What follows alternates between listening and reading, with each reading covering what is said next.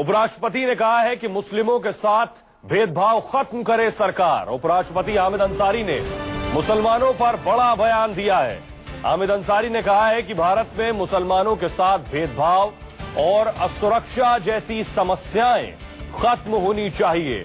दरअसल उपराष्ट्रपति हामिद अंसारी मुस्लिम समुदाय से जुड़े एक कार्यक्रम में बोल रहे थे। यहां उन्होंने सबका साथ सबका विकास की तारीफ की, लेकिन कहा कि ये योजना तभी सफल होगी जब मुसलमानों के साथ भेदभाव, अलगाव और असुरक्षा जैसी समस्याएं खत्म हो। सामाजिक शांति के लिए राजनीतिक दूरदर्शिता जरूरी। उन्होंने कहा सामाजिक शांति के लिए दरअसल राजनीतिक दूरदर्शिता जरूरी है। और क्या कुछ कहा उन्होंने, आइए आपको सुनवाते हैं। सबका साथ सबका विकास का सरकारी नस्बुलैन काबिल सताइश है। इसके लिए अव्वलीन शर्त यह है कि हस्ब जरूरत इस्बाती इक़दाम उठाए जाएं ताकि एक मुश्तरका नक्ता आगाज और मतलूबा रफ्तार से सब में शाना बशाना चलने की सलाहियत को यकीनी बनाया जा सके। सबका साथ सबका विकास का सरकारी नस्बुलैन काबिल सताइश है। इसके लिए अव्वलीन शर्त यह है कि हस्ब जरूरत इस्बाती इक़दाम उठाए जाएं ताकि एक मुश्तरका नक्ता आगाज और मतलूबा रफ्तार से सब में शाना बशाना चलने की सलाहियत को यकीनी बनाया जा सके। देश के उपराष्ट्रपति ने बातें कही हैं तो अपने आप में अहमियत रखती हैं। तो सियासी प्रतिक्रियाएं भी हामिद अंसारी के पक्ष में है। हमारे साथ रमन कुमार हमारे सहयोगी जुड़ रहे हैं और ज्यादा जानकारी के साथ। रमन, किस कॉन्टेक्स्ट में, किस संदर्भ में हामिद अंसारी ने यह बात कही, कहां इन बातों को बोला है और इसके सियासी मायने क्या होंगे सरकार की तरफ से?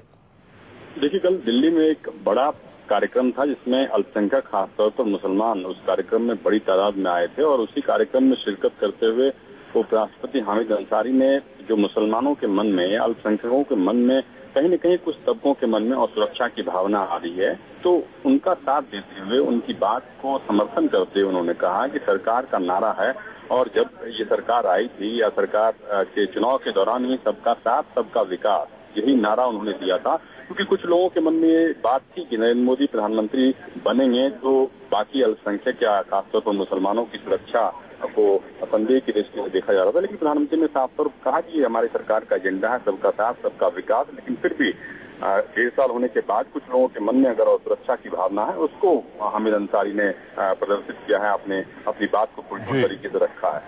जी, लेकिन रमन, पॉलिटिकल पार्टीज इसे अपनी हिसाब से मोल्ड करेंगी, क्योंकि अभी अली अनवर को हमने सुना, अली अनवर ने इस बयान से सीधे सरकार को टारगेट किया, जबकि हामिद अंसारी ने कहा कि सबका विकास, सबका साथ सबका विकास एक अच्छी पहल है। सरकार इसे अपने हिसाब से देखेगी। पहले हालात खराब थे, उपराष्ट्रपति ने दरअसल अब तारीफ की है, यानी इस पर अब बेशक सियासत शुरू हो जाएगी।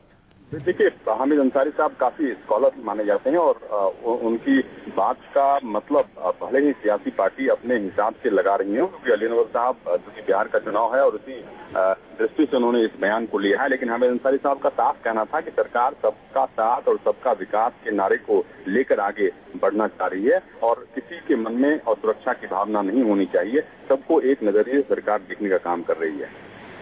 बहुत बहुत शुक्रिया रमन इस तमाम जानकारी के लिए। 2005 में सच्चर कमेटी बनी थी इस मकसद के साथ कि मुसलमानों की हालत क्या है, उनकी आर्थिक, सामाजिक और शैक्षणिक स्थिति का पता लगाए, जिसने दलितों से ज्यादा खराब स्थिति में पाया था मुसलमानों को। बहुत बहुत शुक्रिया रमन इस तमाम बातचीत के लिए।